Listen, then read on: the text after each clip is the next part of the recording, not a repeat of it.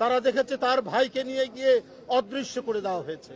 এই যে আপনার সঞ্জিদা তুলির ভাই সুমন, আমার অত্যন্ত একজন ঘনিষ্ঠ ছোট ভাই, আজকে সেই নেই। প্রত্যেকটা কর্মকাণ্ডে, রাজনৈতিক কর্মকাণ্ডে সে থাকতো, সে আজ নেই। আজকে জাকির কোথায়? আজকে এমপি ইলিয়াস আলী কোথায়? আজকে চৌধুরী আলম কোথায়? এই তো সব ঠিকানা তো জানার কথা শেখ হাসিনার। তার আইন শৃঙ্খলা বাহিনী তাদেরকে তুলে নিয়ে গেছে। এই ছিল নৈরাজ্যকর পরিস্থিতি, এই ছিল ভয়াল পরিস্থিতি। বন্ধুরা আমার, অনেকে তুলে নিয়ে গেছেন। নিয়ে যাওয়ার পরে আয়না ঘরের মধ্যে প্রথমেই বেদম প্রহার করা হয়েছে।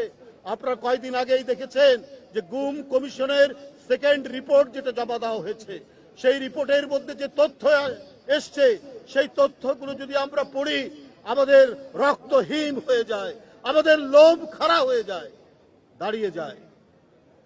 মায়ের সামনে মেয়েকে অত্যাচার করছে, তার ওড়না খুলে ফেলছে, আবার মেয়ের সামনে মাকে অত্যাচার করছে। এটা গুম কমিশনের রিপোর্ট। এরপরে কারো পায়ের নখ তুলে ফেলছে, কাউকে বেদম প্রহার করা হয়েছে।